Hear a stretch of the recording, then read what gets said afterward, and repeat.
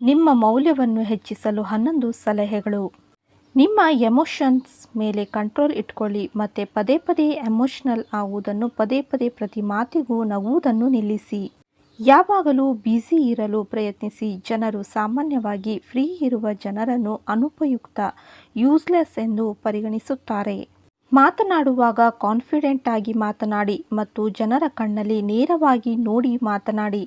ಯಾಕೆಂದರೆ ಕಣ್ಣು ನೋಡಿ ಜನರ ಮನಸ್ಸಿನ ಮಾತನ್ನು ತಿಳಿಯಬಹುದು.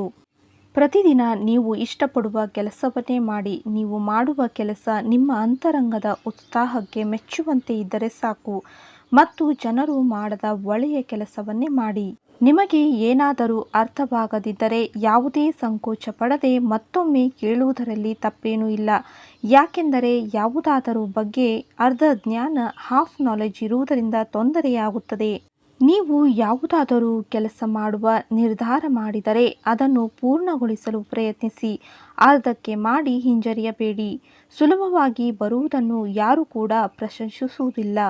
ಎಲ್ಲರಿಗೂ ಸಮಾನವಾದ ಪ್ರತಿಭೆ ಇರುವುದಿಲ್ಲ, ಆದರೆ ನಮಗೆಲ್ಲರಿಗೂ ಪ್ರತಿಭೆಯನ್ನು ಬಳಸಿಕೊಳ್ಳಲು ಸಮಾನ ಅವಕಾಶವಿದೆ.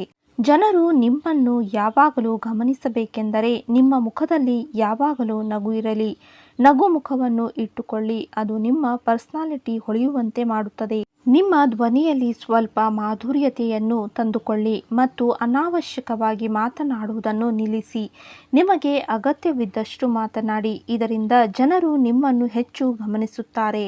ನಿಮ್ಮನ್ನು ಯಾವಾಗಲೂ ಪಾಸಿಟಿವ್ ಆಗಿ ಪರಿಗಣಿಸಿ. ಜನರ ಬಗ್ಗೆ ವಿಚಾರ ಮಾಡುವುದು ನಿಲ್ಲಿಸಿ, ಏಕೆಂದರೆ ಜನರು ದೇವರಲ್ಲಿಯೂ ತಪ್ಪುಗಳನ್ನು ಕಂಡುಕೊಳ್ಳುತ್ತಾರೆ.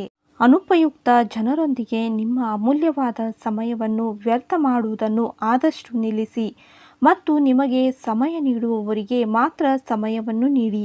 ಇಂತಹ ಉಪಯುಕ್ತ ಮಾಹಿತಿಯೊಂದಿಗೆ ಮುಂದಿನ ವಿಡಿಯೋದಲ್ಲಿ ಸಿಗೋಣ. ಇವತ್ತಿನ ಈ ವಿಡಿಯೋ ನಿಮಗೆಲ್ಲ ಇಷ್ಟವಾದರೆ ಲೈಕ್ ಮಾಡಿ, ಶೇರ್ ಮಾಡಿ, ಹಾಗೆ ಸಬ್ಸ್ಕ್ರೈಬ್ ಮಾಡಿ. ಧನ್ಯವಾದಗಳು.